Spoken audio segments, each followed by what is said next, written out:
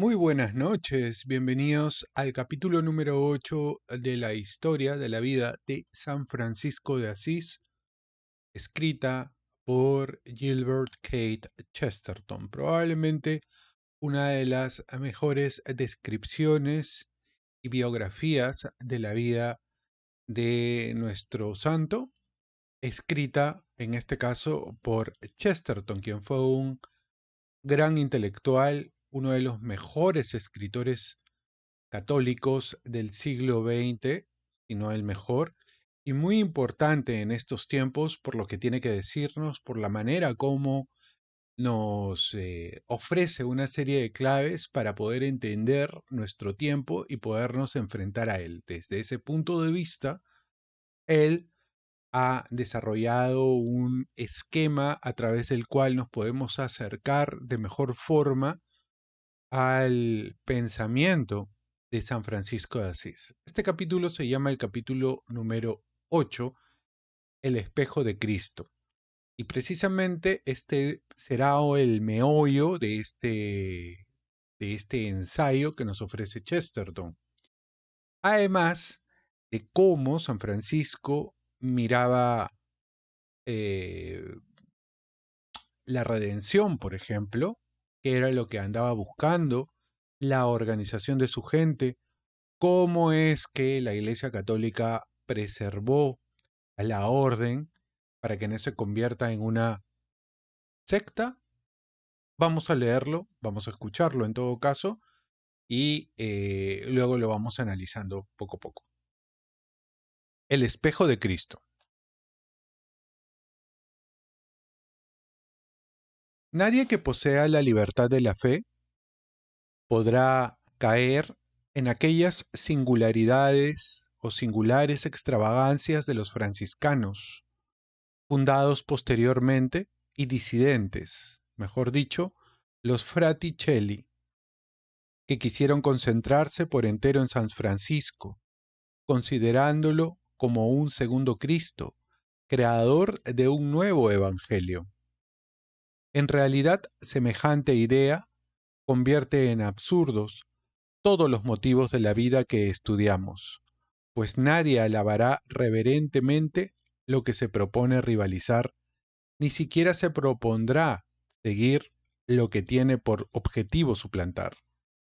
Por el contrario, según se verá más adelante, este pequeño estudio más bien insistirá en que fue precisamente la sagacidad papal lo que salvó el gran movimiento franciscano para el mundo y la Iglesia Católica y lo libró de acabar en una especie de secta desabrida y secundaria de las que se llaman nueva religión. Todo lo que aquí escribimos debe entenderse no sólo como distinto, sino como diametralmente opuesto a la idolatría de los Fraticelli. La diferencia entre Cristo y San Francisco fue la diferencia entre el Creador y la criatura. Y por cierto, no existió criatura más consciente de este contraste colosal que el mismo San Francisco. Pero admitida esta verdad, es cosa perfectamente cierta y de importancia vital que Cristo fue el dechado que San Francisco se propuso imitar y que, en muchos puntos, sus vidas humanas e históricas fueron curiosamente coincidentes y por encima de todo que, comparándolo con muchos de nosotros, San Francisco es una aproximación muy sublime de su maestro. Y con todo y ser un intermediario y un reflejo, constituye un espléndido y piadoso espejo de Cristo. Y esta verdad sugiere otra que, en mi opinión, no ha sido apenas observada y constituye precisamente un argumento muy sólido para demostrar que la autoridad de Cristo ha sido continua en la Iglesia Católica. El cardenal Newman, en su obra apologética extraordinariamente vívida, escribió una frase que podría constituir la pauta de lo que queremos significar cuando decimos que el credo de San Francisco tiende a la lucidez y a la valentía lógica. hablando de la facilidad con que la verdad puede parecerse a su propia sombra o impostura, dijo: ¿y si el anticristo es como Cristo? Supongo que Cristo es como el anticristo. Un sentimiento religioso algo sencillo puede encontrar chocante el final de la frase, pero nadie podrá objetar contra ella, sino el lógico que dijo que César y Pompeyo eran muy parecidos, especialmente Pompeyo. Chocará mucho menos si digo aquí lo que muchos tenemos olvidado, que si San Francisco fue como Cristo, Cristo en igual sentido fue como San Francisco. Y mi argumento actual consiste en que es cosa muy instructiva darse cuenta de que Cristo era como San Francisco. He aquí lo que quiero significar: que si se encuentran ciertos enigmas y frases difíciles en aquella historia de Galilea, y se da con la respuesta de aquellos enigmas en la historia de Asís, ello demuestra en realidad que ha sido transmitido un secreto en una sola tradición religiosa y en ninguna otra. Demuestra que el arca cerrada en Palestina puede ser abierta en Asís porque es la Iglesia quien guarda las llaves. Ahora bien, mientras siempre pareció cosa natural explicar a San Francisco a la luz de Cristo, no se les ha ocurrido a muchos explicar a Cristo a la luz de San Francisco. ¿Acaso la palabra luz no sea aquí metáfora propia, pero idéntica verdad se aplica en la metáfora corriente del espejo? San Francisco es espejo de Cristo, un poco como la luna es espejo del sol. La luna es mucho menor que el sol, pero también está mucho más cerca de nosotros, y siendo menos brillante resulta más visible. En idéntico sentido, San Francisco se halla más próximo a nosotros, y siendo un simple hombre como nosotros, resulta así más imaginable. Abrigando necesariamente menor cantidad de misterio, no nos habla tanto de misterios, y no obstante resulta patente que muchas pequeñas cosas que parecen misterios en boca de Cristo semejarían simples paradojas características en boca de San Francisco. Parece natural releer aquellos incidentes más remotos con la ayuda de los más recientes. Es cosa exacta decir que Cristo vivió antes que la cristiandad, y de ello se colige como figura histórica, fue una figura de la historia pagana. Quiero decir que su medio no fue el de la cristiandad, sino el del antiguo imperio pagano, y solo por esto, dejando aparte la distancia del tiempo, se colige que sus circunstancias nos sean más ajenas que las de cualquier monje italiano que hoy pudiéramos encontrar. Supongo que aún el comentario más autorizado solo puede estar seguro a duras penas del valor corriente o convencional de todas las palabras y frases de Cristo, de las que unas pudieron parecer alusión corriente y otras fantasía singular. Su texto arcaico ha dejado muchas de las frases con apariencia de jeroglifos, sujetas a diversas peculiaridades y peculiares interpretaciones personales. No obstante, resulta cierto de casi todas ellas que si las traducimos simplemente al dialecto de Umbría que usaron los primeros franciscanos, parecerán análogas a cualquier fragmento real de la historia franciscana. Serán sin duda fantásticas en cierto sentido, pero completamente familiares. Se han desplegado controversias críticas de todo género en torno del pasaje que se dice a los hombres que contemplan los lirios del campo y los imiten, no pensando en el mañana. El escéptico ha vacilado entre decirnos que seamos cristianos verdaderos y cumplamos aquel consejo, y explicarnos que es empresa imposible. Cuando se trata de un escéptico comunista, a la par que ateo, suele mantenerse dudoso entre censurarnos por predicar lo impracticable o por no ponerlo inmediatamente en práctica. No voy a discutir aquí el problema de la ética y la economía. Hago notar simplemente que los mismos que se sentirían embarazados ante una frase de Cristo casi no vacilarían en aceptarla como frase de San Francisco. Nadie se sorprenda al hallar que dijo: Os ruego, hermanitos, que seáis prudentes como la hermana Margarita y el hermano Girasol, porque no les tiene nunca en vela la inquietud del mañana, y sin embargo, poseen coronas de oro, como los reyes y los emperadores, o como Carlomagno en medio de su gloria.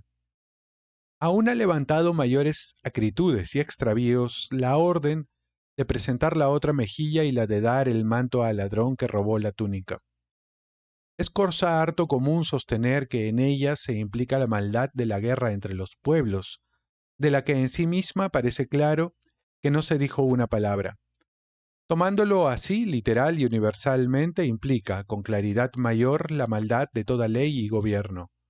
Pero existen multitud de prósperos pacifistas que se sienten mucho más molestos ante la idea de usar la fuerza bruta de los soldados contra un extranjero poderoso que ante la de usar la fuerza bruta de los policías contra un pobre conciudadano. También aquí me complace señalar que la paradoja evangélica se convierte en cosa perfectamente humana y probable si se considera dirigida por Francisco a los franciscanos. Nadie se sorprendería al leer que Fray Junípero corrió en pos del ladrón que robó su capucha, rogándole que tomase también su hábito, porque así lo ordenaba San Francisco. Nadie se sorprendería si San Francisco hubiese dicho a un joven noble, al punto de ser admitido en su compañía, que lejos de perseguir a un bandido para recuperar los zapatos que le robara, debía perseguirle para regalarle las medias. Puede gustarnos o no el ambiente que esas cosas implican, pero sabemos qué clase de ambiente es. Reconocemos en él una nota determinada, tan clara y natural como la de un pájaro, la nota de San Francisco. Hay en ella algo de amable. Hay en ella algo de amable burla ante la idea de posesión, algo de la esperanza de desarmar con generosidad al enemigo, algo del sentido humorístico de sorprender al mundo con lo inesperado, algo de la alegría de llevar una entusiasta convicción hasta su extremo lógico. Pero sea como fuere, no hallamos dificultad en reconocer aquella nota si hemos leído algo de la literatura de los franciscanos y del movimiento que nació en Asís. Parece razonable deducir que si fue aquel espíritu lo que hizo posible en Umbría cosas tan singulares, hubo de ser el mismo espíritu lo que las hizo posibles en Palestina.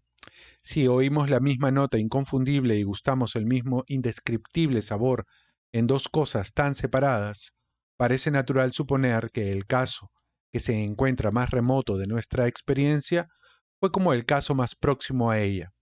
Si las palabras se convierten en explicables cuando San Francisco las dirige a los franciscanos, no es explicación irracional insinuar que también Cristo estaba hablando a un grupo de elegidos que, bajo muchos aspectos, tenían que realizar la misma función que los franciscanos.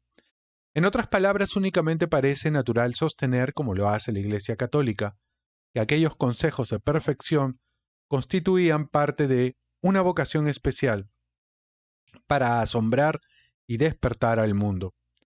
Pero en todo caso es importante notar que cuando hallamos aquellos rasgos especiales, con su oportunidad al parecer fantástica, reapareciendo al cabo de más de 1000 años, los hallamos producidos por el mismo sistema religioso que infiere su continuidad y autoridad de las escenas, en que aquellos rasgos aparecieron por primera vez. Numerosas filosofías repetirán las verdades corrientes del cristianismo, pero solo la antigua Iglesia puede conmover al mundo con las paradojas del cristianismo. Ubi Petrus ibi Franciscus. Pero si comprendemos que Francisco realizó aquellos actos de caridad singulares y excéntricos, realmente bajo la inspiración de su divino Maestro, hemos de comprender que realizó sus actos de negación de sí mismo y de austeridad siguiendo idéntica inspiración. Es evidente que aquellas parábolas, más o menos juguetonas acerca del amor a los hombres, fueron concebidas después de un minucioso estudio del Sermón de la Montaña. Pero es obvio que el santo hizo un estudio más minucioso todavía del mudo sermón predicado en otra montaña, en la montaña que se llama el Gólgota. Y aquí de nuevo solo hablaba de estricta verdad histórica al decir que, ayunando o soportando humillaciones, no intentaba realizar sino algo de lo que realizó Cristo. Y de nuevo parece aquí probable que si se encuentra la misma verdad en los dos extremos de una cadena de tradición, esta tradición ha conservado la verdad. Pero de momento la importancia de este hecho afecta la fase inmediata en la historia personal del santo. Pues, mientras se ve más a las claras que aquel gran proyecto de comunidad franciscana resulta un hecho consumado y que pasó el peligro de un temprano fracaso, a medida que resulta evidente la existencia de una orden de frailes menores, aquella ambición más personal e intensa de San Francisco va atenuándose cada vez más. Tan pronto como posee seguidores, no se compara ya con ellos, ante quienes pudiera aparecer como maestro.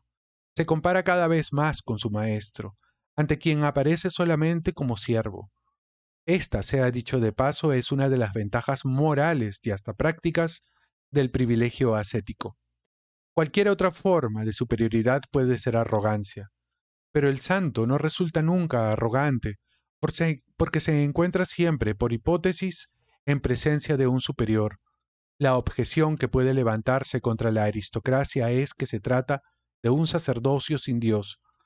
Pero sea como fuera la servidumbre a que se consagra San Francisco por aquel entonces, concebíala crecientemente bajo forma de sacrificio y crucifixión. Estaba henchido del sentimiento de no haber sufrido bastante para ser siquiera un seguidor lejano de su Dios dolorido. Y este pasaje de su historia puede sintetizarse brevemente con llamarlo la búsqueda del martirio. Fue este el objetivo final de todo aquel notable asunto de su expedición a Siria entre los sarracenos. No encerraba, en verdad, otro elemento en aquel proyecto dignos de comprensión más inteligente que la que a menudo han encontrado. Su idea consistía en terminar en doble sentido las cruzadas, o sea, en llegar a su fin y en alcanzar su propósito. Solo que deseaba hacerlo por conversión, no por conquista, es decir, por medios intelectuales, no materiales. La mentalidad moderna es difícil de satisfacer y generalmente acusa de feroz el procedimiento de Godofredo y de fanático al de San Francisco. O sea que proclama impracticable todo método moral cuando acaba de proclamar inmoral todo método practicable.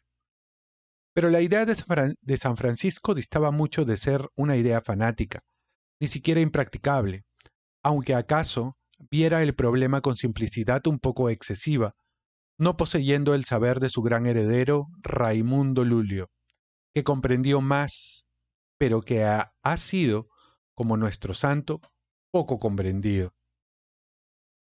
El modo de abordar aquella empresa fue en verdad altamente personal y peculiar. Mas esto puede decirse de casi todo cuanto hizo San Francisco. Fue en cierto sentido una idea sencilla, como la mayoría de sus ideas, pero no necia. Hay mucho que decir a su favor y pudo haber tenido éxito. Consistía, por supuesto, en considerar preferible crear cristianos que destruir musulmanes. Si el Islam se hubiese convertido, el mundo hubiera sido inconmensurablemente más unido y más feliz. Por lo menos se hubieran evitado las 3/4 partes de las guerras que registra la historia moderna. No era absurdo suponer que esto podía llevarse a cabo prescindiendo de la fuerza militar, por misioneros que fuesen a la vez mártires. La Iglesia había conquistado a Europa de este modo e igualmente podía conquistar a Asia o a África. Pero concedido todo esto queda todavía otro sentido, según el cual San Francisco no pensaba en el martirio como medio para alcanzar un fin, sino casi como fin en sí, el sentido de que para él el fin supremo consistía en seguir más de cerca el ejemplo de Cristo. A través de todos sus días precipitados e inquietos sonaba un estribillo. No he sufrido bastante, no me he sacrificado bastante, ni siquiera soy digno de la sombra de la corona de espinas. Vagaba por los valles del mundo en busca del monte con silueta de calavera. Un poco antes de su partida a Oriente, celebróse una amplia y triunfal asamblea de toda la orden cerca de la porciúncula llamada Asamblea de las Chozas de Paja, por la manera como acampó aquel poderoso ejército. Refiere la tradición que fue entonces cuando San Francisco encontró a Santo Domingo, por primera y última vez. Refiere también, y es cosa muy probable, que el espíritu práctico del español se sintió casi atemorizado ante la piadosa irreflexión del italiano, reuniendo a tal multitud sin organizar una intendencia. Domingo, el español, era como casi todos los españoles, un hombre con mentalidad de soldado.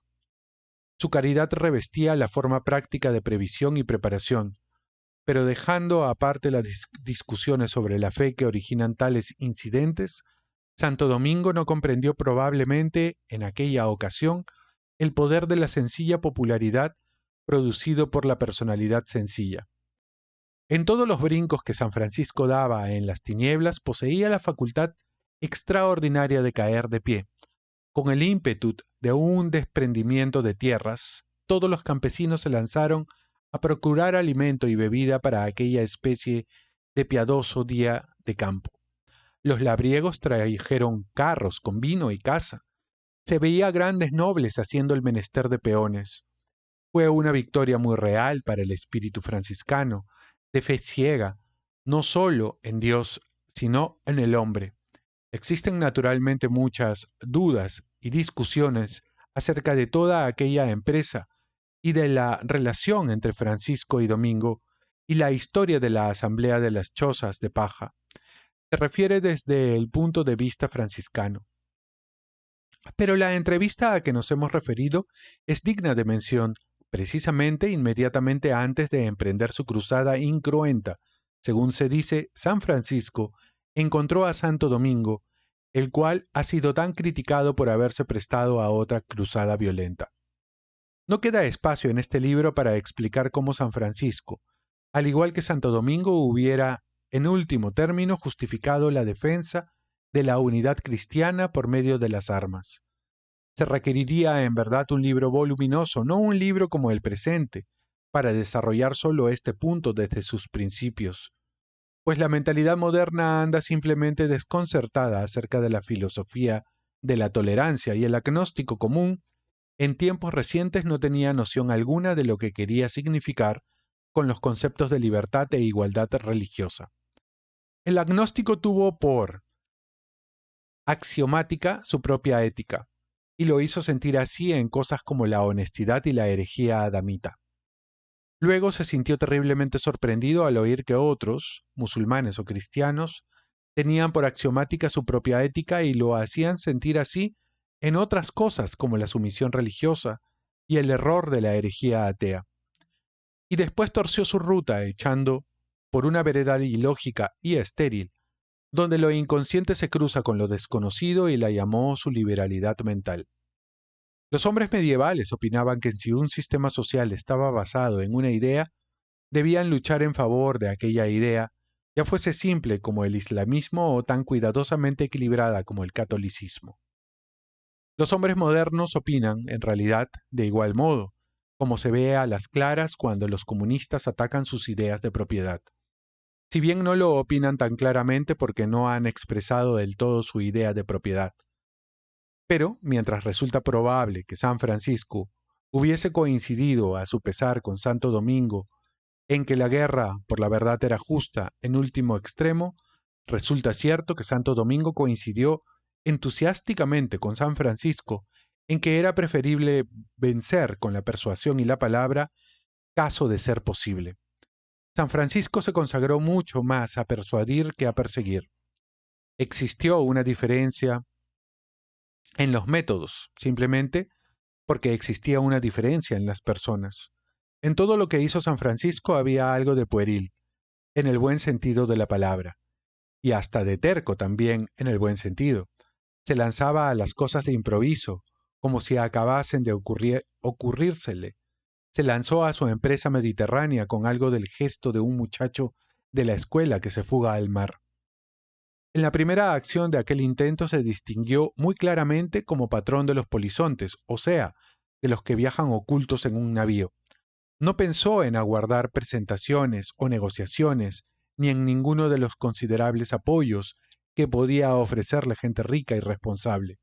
Vio simplemente la barca y se metió en ella como se metía en todas las demás cosas.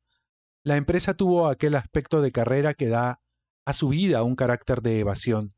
Yacía el santo como un despojo entre la carga, con un compañero que arrastró en su prisa, pero, según parece, el viaje resultó desgraciado y errático, y acabó en forzado regreso a Italia. Al parecer, después de aquella primera salida inútil, tuvo lugar la gran reunión en la Porciúncula, y entre esta y el viaje final a Siria intentó San Francisco conjurar a sí mismo el peligro musulmán, predicando a los moros en España. En España, por cierto, algunos de los primeros franciscanos habían logrado alcanzar el martirio gloriosamente, pero el gran Francisco avanzaba todavía, abriendo los brazos a aquellos tormentos y deseando en vano aquella agonía. Nadie hubiera estado más resuelto que él a decir que se parecía menos a Cristo que aquellos compañeros que ya habían hallado su Calvario. Pero guárdose este pensamiento como un secreto, guárdose para sí su pesadumbre más singular. El último viaje más afortunado, por lo que refiere a llegar al teatro de operaciones. Llegó al cuartel general de los cruzados, que se hallaba entonces ante la ciudad sitiada de Damieta, y de acuerdo con su procedimiento rápido y solitario, anduvo en busca del cuartel general de los sarracenos. Logró obtener una audiencia del sultán, y fue en aquella entrevista cuando ofreció, y algunos dicen que llegó a realizarlo, echarse al fuego para probar la divinidad de su religión, retando a que hiciesen lo mismo los doctores musulmanes. Es cosa muy cierta que fue capaz de echarse al fuego al primer aviso. Y en verdad, echarse al fuego era apenas más desesperado que echarse entre las armas y los instrumentos de tortura de una horda de mahometanos fanáticos pidiéndoles que negasen a Mahoma. Refiere que los muftis mahometanos acogieron con cierta frialdad aquel reto y que uno de ellos se retiró calladamente durante la discusión, cosa que parece también digna de crédito. Pero sea por la razón que fuere, San Francisco volvióse tan libremente como al llegar. Puede haber algo de verdad en la historia de la impresión que el santo produjo al sultán, que el narrador presenta como una especie de conversión secreta. Puede haber algo de verdad en la insinuación de que el santo se viese inconscientemente protegido entre aquellos orientales semibárbaros por el halo de santidad que en aquellos países suponen rodea a los locos. Probablemente influyó tanto o más, conforme a una explicación más generosa, la cortesía y compasión graciosas, por sujetas al capricho que se mezclaban entre cualidades salvajes, en el temperamento de los pomposos sultanes del tipo y tradición de Saladino. Finalmente, ¿acaso pudo haber algo de verdad en la insinuación de que la historia de San Francisco puede contarse como una especie de irónica tragicomedia titulada El hombre a quien no puede matarse? Aquel santo se hacía demasiado amable para que lo matasen por su creencia, y sus enemigos recibían al hombre, no a la doctrina. Pero esto no son más que atisbos convergentes hacia un gran esfuerzo difícil de juzgar, porque quebró como los fundamentos de un gran puente que pudo unir el Oriente al Occidente y queda solo como un gran pudo haber sido de la historia.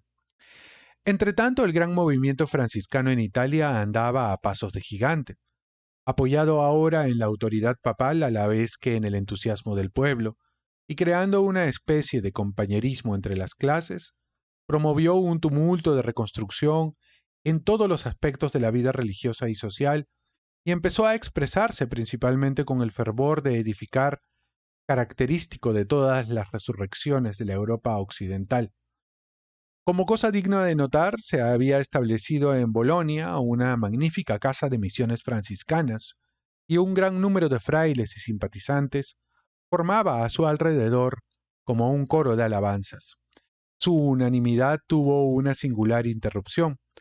Un hombre, solo, entre aquella multitud, volvióse de improviso, increpando al edificio como si hubiese sido un templo babilónico y preguntando con indignación ¿Desde cuándo se escarnecía a Nuestra Señora la pobreza con el lujo de los palacios? Era Francisco, figura extravagante, regresando de su cruzada oriental, y fue aquella la primera y última vez que habló a sus hijos con enojo. Algo hemos de decir más adelante acerca de esta seria disparidad de sentimientos y de política por la que algunos franciscanos, y hasta cierto punto el mismo San Francisco, se habían separado de la política más moderada que al fin prevaleció. Ahora solo necesitamos observarla como otra sombra caída en el espíritu del santo, después de su desengaño en el desierto, y como si fuera, en cierto sentido, el preludio a la fase inmediata de su carrera, que es la más solitaria y misteriosa. Es cierto que todo lo que se relaciona con aquel episodio parece envuelto en una nube de discusión, aún la misma fecha en que ocurriera, pues algunos escritores la sitúan mucho más al principio de la historia del santo. Pero, si no lo fue cronológicamente, fue lógicamente la culminación de la historia, y parece mejor indicarla aquí. Digo indicarla porque en este punto apenas pueden darse más que indicaciones, tratándose de cosa misteriosa a la vez en su más alto sentido moral y en su más trivial sentido histórico. Sea como fuere, las circunstancias del episodio parecen haber sido las siguientes. Francisco y un compañero joven en el curso de su vagabundeo pasaron junto a un castillo muy iluminado por la fiesta que en él daban con motivo de ser armado caballero uno de los hijos del señor. Penetraron de manera graciosa y casual en aquella mansión aristocrática que tomaba su nombre del monte Feltro y empezaron a comunicar sus buenas nuevas. Hubo por lo menos algunos que escucharon al santo como si hubiese sido un ángel de Dios, y entre ellos un caballero llamado Orlando de Chiusi, o Chiusi en todo caso, que poseía muchas tierras en Toscana y que hizo a San Francisco un acto de homenaje singular y algo pintoresco. Le ofreció una montaña, obsequio único en el mundo.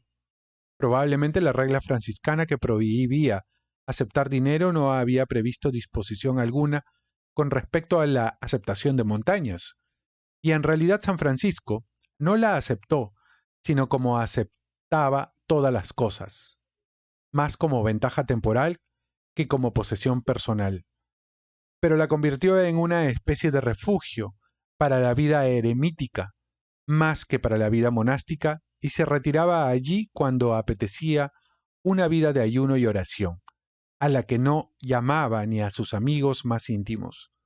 Aquel refugio era el Albernia de los Apeninos, y sobre su cima se cierne para siempre una nube oscura con un borde o halo de gloria. Lo que acaeció no se sabrá nunca con exactitud.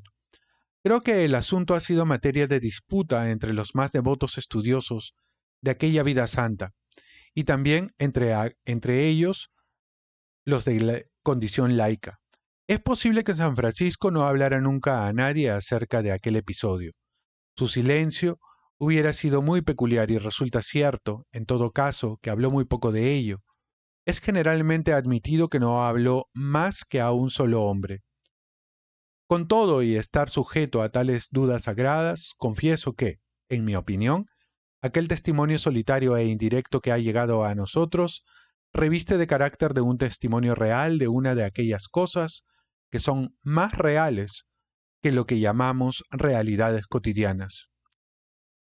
Aún algo confuso y desconcertante que se observa en la imagen parece llevar la impresión de una experiencia que sacude los sentidos como aquel pasaje del Apocalipsis que habla de las criaturas sobrenaturales llenas de ojos.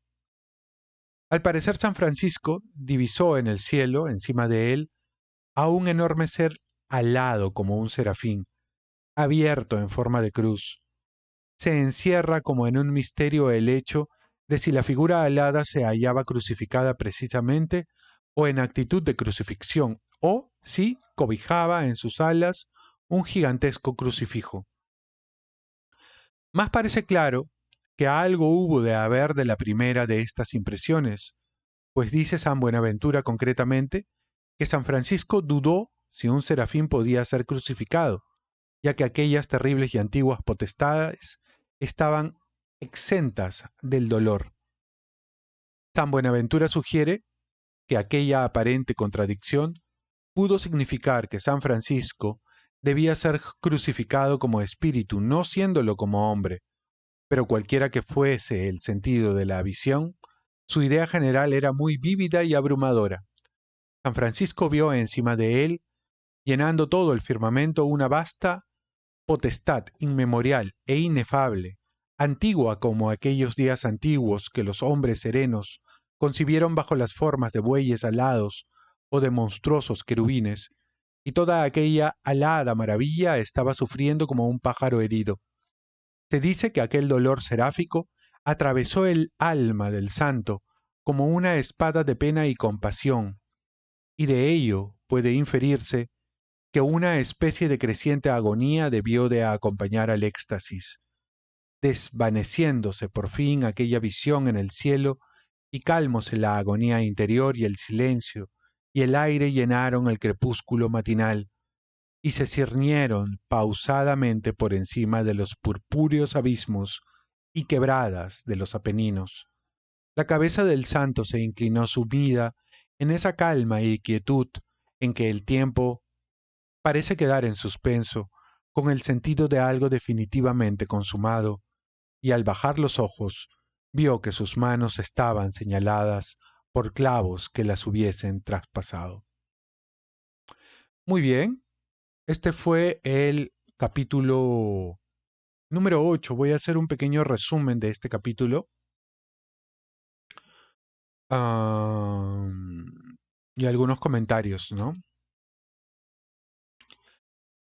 Hubo un grupo de gente que de repente propuso en algún momento la posibilidad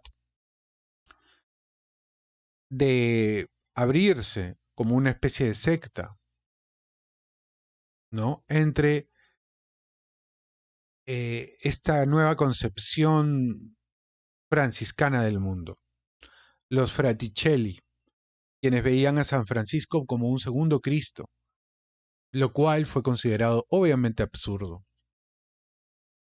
Hay que decir que el movimiento franciscano se salva de convertirse en una secta en su momento, gracias también a la propia iglesia, ¿no? A la sagacidad papal. Chesterton comenta que San Francisco es un espejo de Cristo. Siendo San Francisco más cercano a nosotros, por ser un simple humano, lo compara con la luna, que también es más cercana a nosotros que el sol, siendo la luna bastante más pequeña y bastante más simple. Refleja de alguna forma la luz de nuestro Señor. San Francisco es así visto como un espejo de Cristo, imitando su vida en muchos aspectos, lo cual refuerza la continuidad de la autoridad de Cristo en la Iglesia. El cardenal Newman es citado por Chesterton para ilustrar cómo la verdad puede parecerse a su sombra, sugiriendo que Cristo y San Francisco se pueden reflejar mutuamente. Mientras es común explicar a San Francisco a la luz de Cristo, se propone también entender a Cristo a través de la vida de Francisco, como un espejo que refleja la luz del sol. Las enseñanzas de Cristo, como presentar la otra mejilla o no pensar en el mañana, se hacen más comprensibles y menos paradójicas cuando se atribuyen a San Francisco. Luego San Francisco o se propone, en todo caso, Chesterton propone que San Francisco siempre anduvo buscando el martirio. Y de alguna manera, cuando él viaja a Siria en misión, también estaría buscando un martirio. Era un martirio válido en sí mismo, pero que buscaba la conversión de los musulmanes. Él consideraba que se podía llegar a ganar esa cruzada, no por violencia, pero sí por conversión. San Francisco ansiaba el martirio como la máxima expresión de seguir a Cristo, lo cual era su objetivo final en sus viajes, especialmente en tierras musulmanes. Luego comenta, acá nos habla un poco de el encuentro con Santo Domingo, hace la analogía de Santo Domingo como un soldado más disciplinado, más aguerrido. Esto ocurre durante la Asamblea de las Chozas de Paja. San Francisco conoce a Santo Domingo, destacando las diferencias en sus enfoques, en términos de caridad y en términos de organización. Sin embargo, hay cierta desilusión en San Francisco, porque no pudo obtener los resultados esperados por él a la hora de misionar en tierras musulmanas. San Francisco regresó a Italia, donde continúa su labor, pero con una creciente sensación de no haber sufrido lo suficiente. ¿Mm? Y finalmente se nos habla del episodio del Monte Albernia, en donde San Francisco recibe una visión mística, la visión mística del serafín crucificado, que culmina con él recibiendo los estigmas. Y esto marca el momento más sublime, más especial de la vida de San Francisco de Asís. Muy bien, espero que les haya gustado este video, esta lectura. Es el capítulo número 8 de la vida de San Francisco de Asís, escrita por Chesterton, y me parece que es una de las descripciones más profundas, más bonitas, más completas, menos edulcoradas, pero más, yo creo, cercanas a la figura inmensa del santo. Espero que les haya gustado esta lectura y nos vemos en el capítulo 9. Nos vamos acercando al final de este libro. Pase bien.